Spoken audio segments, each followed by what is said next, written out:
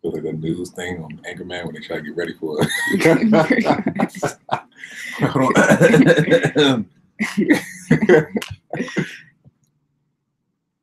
Let me prep my vocals. Shout out to everybody on Facebook, YouTube, and of course, differences. What's going on? I appreciate y'all coming through. Don't forget the Twitter people. And the Twitter people. Can't forget about the Twitter people. Get your tweet on. This is my sound muted. Okay.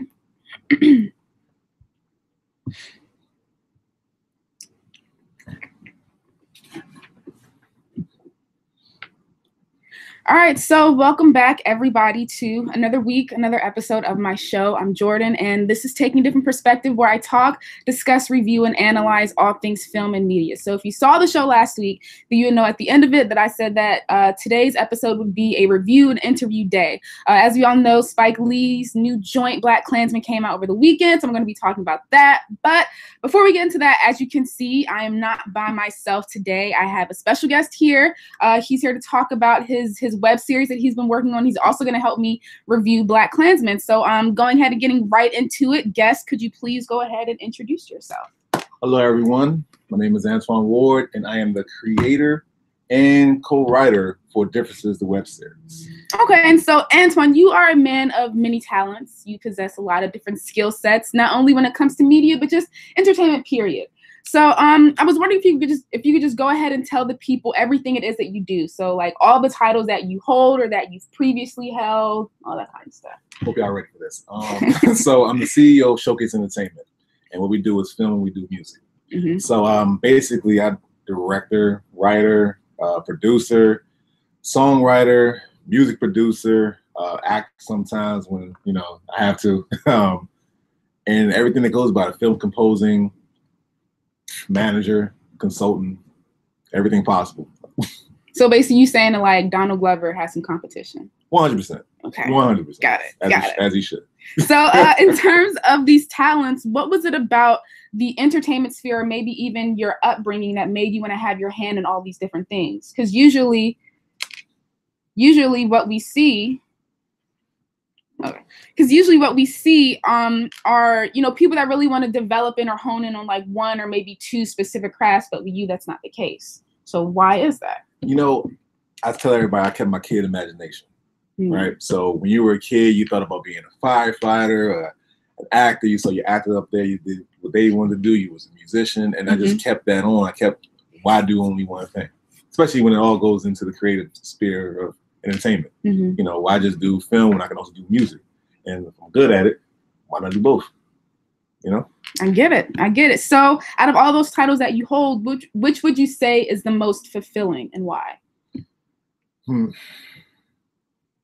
Director, writer, which also translates to songwriter.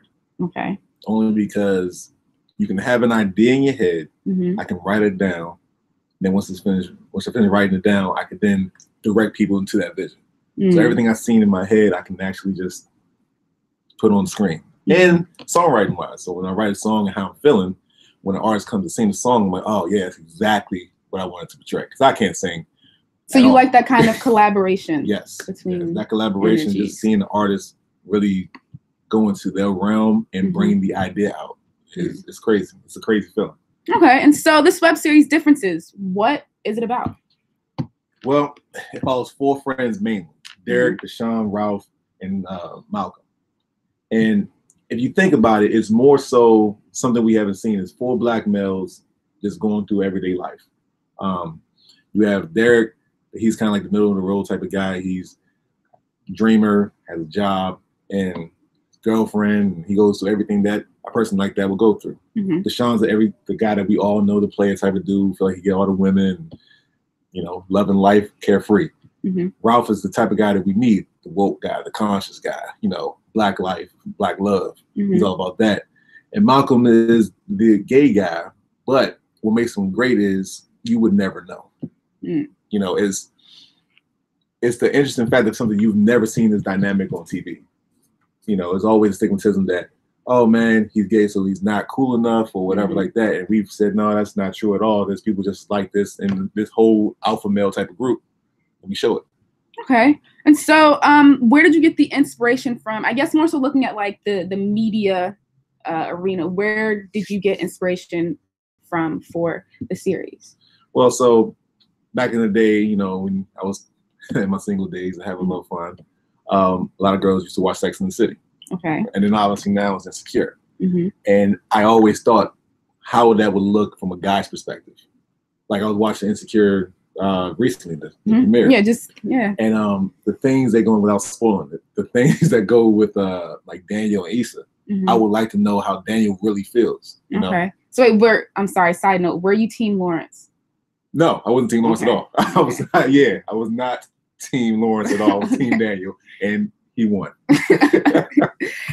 So what about personally? Like, would you, in this instance, say that art imitates life, where, you know, maybe like your own kind of experiences are gonna have a play in this, or maybe like friends' experiences? I think a little bit of both. My friends and myself. You know, relationships, jobs, being a dreamer, and trying to hold both things going on. Get into the player type of world and get into the professional politics type of world.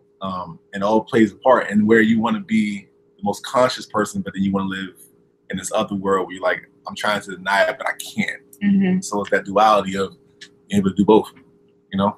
Okay. And so why a web series? Why not like a short or feature-length film, or even a TV pilot, or maybe like some skits, or even maybe like a podcast, right? Where you bring different people together to talk about X, Y, and Z. Why specifically a web series? Falls into my director-writer little part of my life. I could have did a podcast or a short film, but I really wanted to really carve out this entire thing and really present the idea that has not been seen. And of course, with writing and directing, there's no way I can make this a short film. Because we tried. We really tried. The idea was, oh, we're only going to make this like 5-minute episode, maybe 10-minute episode. And we just started writing, and then it just took on a life of its own. Yep, basically. I get it. So with this particular project, you were director, writer, producer, music supervisor, and composer. Which would you say was the most challenging part, or the most challenging role? Producing, 100%. Because, you know, we're in DC. And we're in the DMV, let me say like that. And it's different if you're in LA and New York and the resources are in abundance. Here, the resources are kind of limited, so you have to work within your means. You know, and that goes with not only like rentals, but crew, you know, cast and whatnot. It's just lucky for me that I was able to find a great group of cast. Like, these people, from actors and actresses, are amazing. And luckily, the director of photography, also the co-writer and co-producer, really, he's amazing within himself. Like, without them, this wouldn't happen. This wouldn't happen at all. Did you know them before going into it, or was it just like you sent out a casting call? Some of them I worked with before, like Ralph, Tyler Hopkins. I worked with him on 2 other projects. Frank Coleman, who plays Derek, he's brand new. I didn't know him. He auditioned for this. Same thing with Jasper Bracely. He plays Malcolm, and he auditioned for it as well. The actress that plays Tiffany, Jamie Richardson, she was on one other project with the director of photography that I met her. And we're just lucky to have her because she's amazing. She's in the theater. She's had a play August 4th, and she's amazing in it.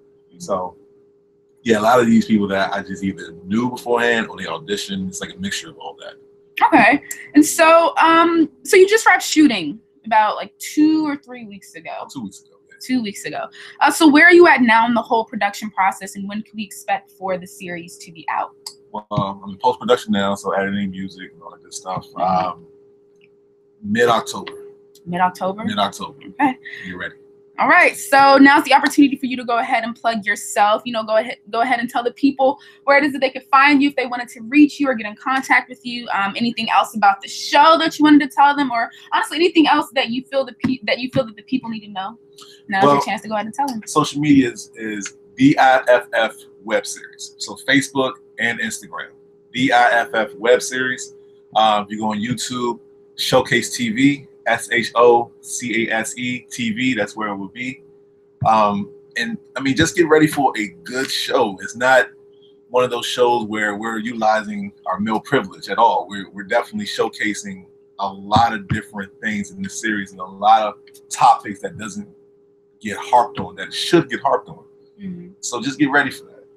We're really gonna hit us up the ballpark.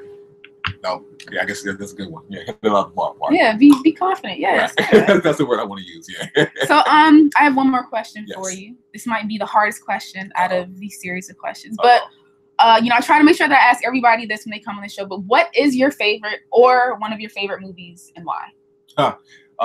Easy. Inception. Inception is one of my favorite movies, and it's always my go-to because that's kind of my lane. I'm a crime, psychology, thriller type of person, and it just makes you think. It makes you think about everything. If you don't go into that movie and not rethink life, I don't understand what you're thinking about. You didn't watch that movie at all. Yeah. That movie's so great to me. It is. So yeah, if you've not seen Inception, like what are you doing? Yeah. But okay, so I lied. I actually have one more question. Okay, so now going ahead and kind of switching gears and looking at BlacKkKlansmen, would you say that you would put this movie on your list of favorite movies? Yes or no? Yes. And okay, wait. Oh, yeah. We're going to get into that. Let's go. Yeah. So go ahead and getting into the review. Like I said, this is BlacKkKlansmen is the new joint from Spike Lee. It stars John David Washington, Adam Driver, Patrice Dumas, Ryan Eggold, Topher Grace, Jasper Packanen, Corey Hawkins, and Michael Buscemi, and it is based on the true story of a black cop named Ron Starworth who goes undercover to infiltrate the KKK. So, Antjuan, are you familiar with Spike Lee's other pieces of work? Would you say that you were a fan of this movie or Spike Lee? Just Spike Lee in general. Oh, absolutely. There's no way you can't, as a black person, like Spike Lee. I say it just like that. There's no way you can't, because he's so integral in what we need to talk about, regardless of what happens. And you can tell that he doesn't get the blockbuster movies, but he doesn't need it. And I love that aspect, because he can always stay independent and speak about what he wants to speak about. Gotta love Spike Lee. So, I mean, I can't really say that I'm a Spike Lee fan, but I'm not saying that because I've seen all of his movies and I just didn't like them, because it's actually the opposite.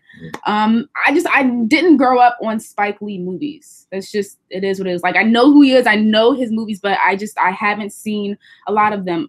Like, out of his more notable work, the movie that I know that I have seen from like beginning to end is Jungle Fever. Everything else I've seen like bits and pieces of, or, I may have seen clips on YouTube or something like that. But sorry if I'm out there like shattering people's illusion of me of like a film lover, but I haven't seen every movie. That's just, it is what it is. But so were you, based on, your past experience with Spike Lee and his movies, would you say that you were looking forward to this particular movie, BlacKkKlansmen? Yes, I can say that. I can definitely say that based on a lot. Yeah, actually I can, because from what I know about Spike Lee and from what I know this topic was about, it's interesting to see how he attacked it. And obviously from a creative standpoint, all right, let me see how you're going to really get into this movie the way that Spike Lee does it. And that's a great thing. He didn't take anyone else's idea or anybody else's concept. This is all Spike Lee movie. Okay. So, I mean, with me personally, like I said, I'm not too familiar with his work, but I did see the series that he did recently, She's Gotta Have It, which was like a reboot of his original movie that he did for Netflix. And I mean, I don't know what you thought about it or if you actually saw it, but I was not personally a huge fan of the series. The way that I basically looked at it is as if like we had an out of touch director that was attempting to make something that portrayed and said something about a culture in which he was not a part of, that being millennial culture. And that was like the biggest gripe that I had with that series, that like it felt too forced to me, like, and it also felt like he was kind of mocking the culture that, like I said, he was attempting to portray. And so that was one of the things that I was actually a bit worried about, was just kind of like the messaging of it all. But I do think that that's like where the movie, one of the ways in which the movie really shines is with, the messaging and the themes and just like the kind of moral points that Spike attempts to make. So like, what was your thoughts on all of that? I think, to go back to She's Gotta Have It, I like the series because I watched the movie. Oh, okay, so yeah, that's it. So it gets me back into that. Oh yeah, She's Gotta Have It. I love this movie, and it to me stays true to the movie. Okay. More so than like, oh, you really harping on what's going on today for real. Like you kind of put some things out there. And again, I like Spike Lee for his movies. I know the TV series is going to be like, all right, it's going to be a stretch. Mm-hmm. So there's some things that I know that you're probably not going to harp on. Like maybe I would like, mm-hmm. but I can still respect the TV show because of the movie. Does that make sense? As far as this BlacKkKlansmen, the shift in him going from She's Gotta Have It to BlacKkKlansmen was wild, because for someone to go and like, oh, we're having fun, we're talking about, femininity, we're talking about sex, to this serious of topic. Mm-hmm. To transition creatively is tough. He did this movie, the book came out in 2014. This premiered in Cannes in 2017, came out this year. So he probably was doing this around the same time. Mm-hmm. So I gotta give him respect for that. Mm-hmm. The imagery, of course, is like, you're Spike Lee. I don't expect you to miss off the imagery. Like this is what you do. But your selection in actors, I was very interested in, because you chose John David Washington, who he has ballers. So you saw something in him to say, okay, he can definitely portray this guy. And then Corey Hawkins was very interesting, because I didn't see that coming. You really could have got somebody that wasn't known, somebody that we didn't have any expectations on. But the fact that you got Corey Hawkins and he did that good of a job, I was like, oh, you got all my respect. You have all my. Corey Hawkins is a beast to me right now. So, I mean, just quickly going back to like the messaging and all that. So like I said, I thought that was one of the ways in which the movie really shines, like the political and racial messaging or moral points or themes. I thought that was really well done. The parallels that he draws between, back in, I believe it was 1979, which wasn't that long ago, to now, I think was spot on. But then even kind of looking at things a bit more broadly and looking at how, he really wanted to draw that linear history that started from the Civil War to now, to essentially, remind us, I mean, even though we already know this, but to remind us that, a lot of the problems that we have today stems from these things that have happened back in history. And, we don't want to forget that. So yeah, like I felt like, like I said, the messaging was like, it was woven nicely into the story as compared to say something like She's Gotta Have It. And yeah, like it didn't feel too forced or ham-fisted. Now you actually started talking about the imagery. Like I know that Spike has like a certain style to him. I don't know how well this movie matches with his past work, but yeah, I loved a lot of the imagery and just the overall style, like talking about the Stokely Carmichael / Kwame Ture scene, that moments where, we see the people in the audience and it's like the close up with the black background. I really like that. Like to me, it had a kind of like portrait feel to it, right, where like if you were to like take a screenshot or a still shot of any one moment at any one time during the scene, it could work as its own like separate portrait or painting. And I really like that.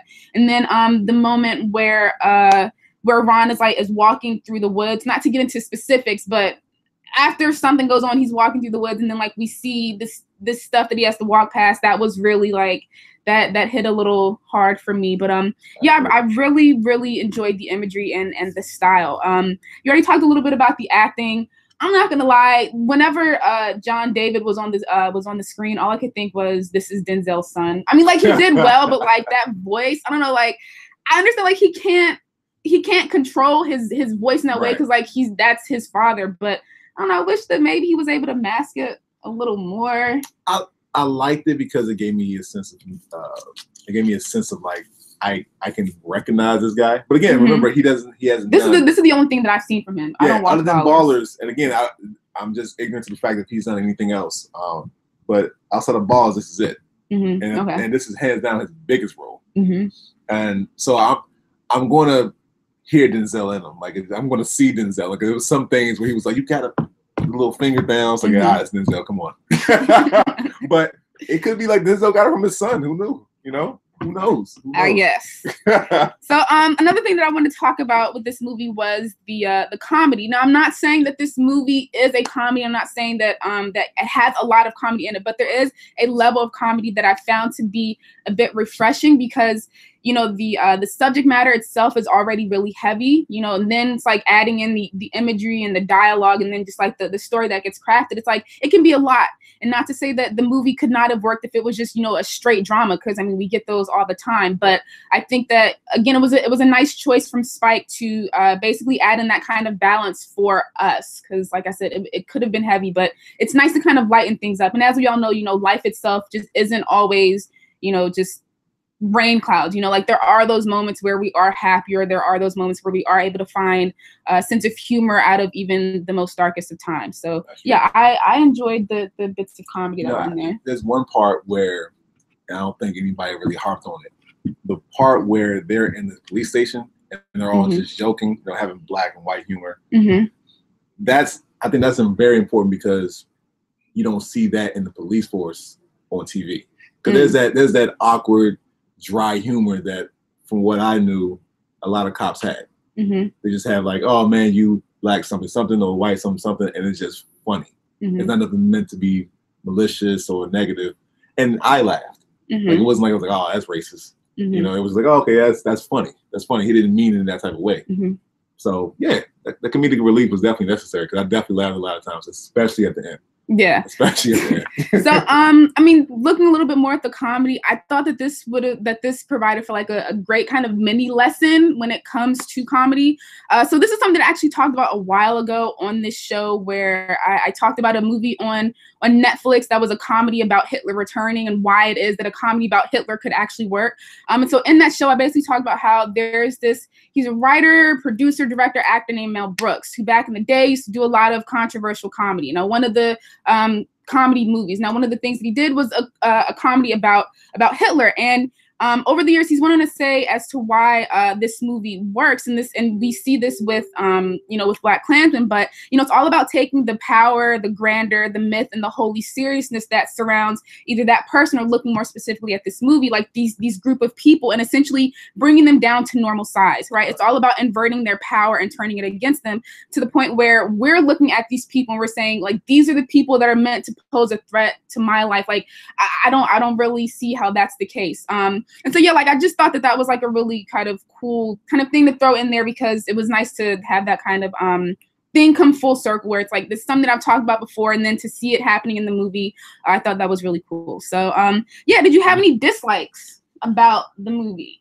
So, musically, and I hate to harp on it, but musically, there was a couple parts where I'm like, I recognize that particular music that was used. In like two scenes, I was like, okay, you've used that in a prior movie. I mean, granted, it fit, and I was okay with that, but I was like, the fact that you used something that was already used kind of made me go like, you could have went original. Come on, come on. Especially in the two scenes that it was. I'm like, oh, come on, give it this freshness, you know. So I mean, for me, it has to do with the music, but looking at it from a different, I guess you could say, perspective, you know. So for me, I just wish that the music was better. Like, I mean, I don't know what Spike's past usage of music is in his movies. Like, I don't know if it's something that he pays a lot of attention to, but I just found the music in this movie to be underwhelming, and also at times to feel a bit misplaced. Like I said, you know, the movie itself is really heavy. It's really intense, and I just felt like the movie didn't pack that. I mean, the music didn't pack the kind of punch that I feel like a lot of the scenes should have. Like, for example, going back to the wood scene, there's like this orchestra music that's playing in the background. And I mean, I understand that he was probably going for a more kind of like sentimental feeling in that moment, but at the same time, it's like, knowing everything that just happened, I feel like it could have been so much more intense. And I mean, we were kind of talking about this before, but Antjuan said if there was just no music at that point in time, we just, you know, saw the visuals, that it would have worked even better. And I definitely agree. I'm a fan of that. I'm a fan of more is less, but less is more. They say that less is more. And it's some scenes where like you don't need to say anything. You just need to watch it. And then you're like, I'm already emotionally invested, especially that particular scene. That was tough. So did you have a favorite moment from the movie? Let me see if I can pick one. Favorite moments, I could just pick one of them. And Corey Hawkins, man, that was Corey Hawkins. The speech was really good. And I don't know if I can say it. That's a spoiler. No, that's not a spoiler. as another part of the movie where they give a true story, and both of those moments were really emotionally driven, and I was into that. I was really into that, man, because when you put a scene on there for that long and it's just one thing happening, and I'm invested into it, you did a fantastic job. You did a fantastic job. Yeah, so actually I would have to say that my favorite moment from the movie would be the sequence that shows, the two scenes of the BSU meeting and the KKK meeting. So the second one that you were talking about. I mean, besides, the proper feeling and emotion that was being created between, these two juxtaposing situations, another thing that I loved from that scene more specifically was the recontextualization of the birth of a nation. Yeah. So, I mean, like, you generally speaking, right, what I tend to notice when people talk about the birth of a nation is that they focus more on the fact that, this was a memorable moment in film history before they actually talk about how this was one of the things that helped lead to the revival of the KKK. And with this movie, it's the complete opposite, right? It's like, first and foremost, it's about making sure that we understand the connection between that movie and the KKK. And then, they go on to mention how this could have been like a blockbuster for back in the day. And so, yeah, I really like that because, I mean, even though I know this already, but I mean, it's one thing to hear it or to see it and to experience it, but it just reminded to me, the importance of, different, how can I say this? The importance of different voices being behind the scenes of these stories. I can only imagine what a non-Black director would have done with a movie like this, or would have treated that specific scene, or even the birth of a nation. And so, I just think that it's important to, if you're attempting to portray a certain experience, make sure that you have people that were either a part of that experience or share that kind of experience, that are there to have some kind of input, because it'll only help your your story or the narrative to be that much better. So any final thoughts, overall thoughts about the movie? What did you think about the end? Because that was one of the things. Okay, so it's not a spoiler. Like the ending. The ending. Okay, so like they talk about, it's not a spoiler, but they talk about how they showed the Charleston thing that happened. What was it, last year or this year? Right. And a lot of people, I saw that was like one of the things that people were talking about with this movie. What did you think about that? I think it was a sense of don't forget.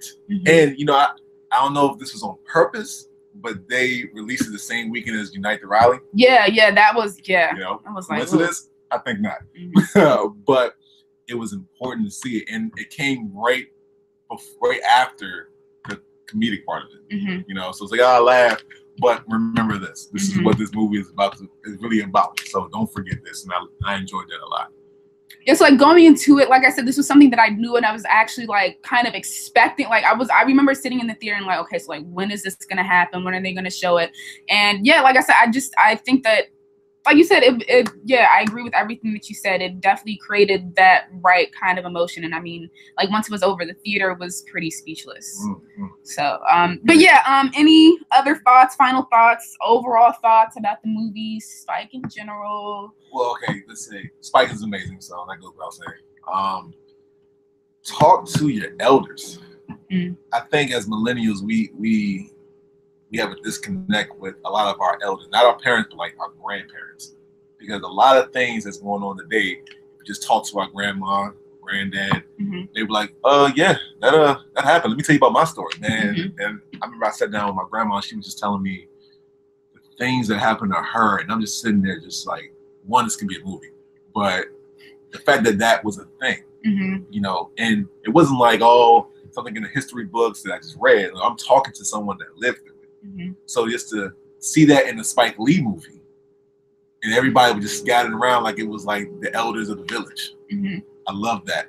The second thing was the continuous disconnect with the police and the community. And you got the one guy that's like, look, I'm trying to bridge the gap. I'm trying to bring something different. I'm trying to show people a different light. And it's still disconnected. Like, I don't believe you. Like, no, I can't. I can't be with you. And it's still that to this day, and that needs to be worked out. Which I don't know if it ever will be. Hopefully, it will be. But that's the thing that we probably need to talk a little bit more about. So I mean, quickly going back to what you said about talking to your elders and things like that. I don't know. It reminded me of just this idea of how, well, not necessarily idea, but it's something I'm always thinking about.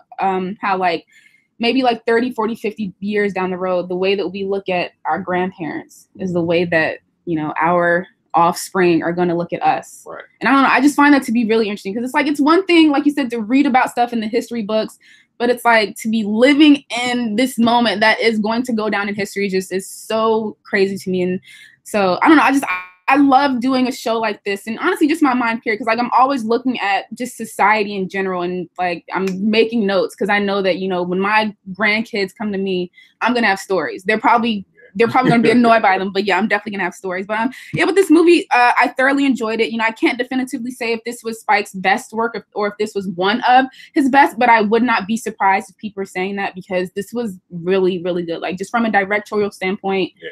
It was really good. It was definitely one of his best. I can okay, well, and there you go. Yeah, it was one of his best, hands down. All right, so with that being said, that will end today's episode. Thank you, Antjuan, for coming on the show and for helping me review this movie. If you enjoyed what you heard today, I do the show every week from 12:30 to 1 every Tuesday. In terms of next week's episode, I have no idea. It's going to be a surprise. But yeah, if you had any comments or questions or concerns about anything that was talked about today, please hit me up on either Facebook at Jordan CHISLEY or on Twitter at JORDI Reviews, and you know, we can get some conversation started. But with that being said, like I said, that's the end of the show, and I will see you all next week. All right, bye. Hey, thank y'all for tuning in. Appreciate y'all. I'm ready to watch. Do the Right Thing. Oh yeah, Do the Right Thing was a good one. Yeah, Do the Right Thing was a good one. You're clear. Okay.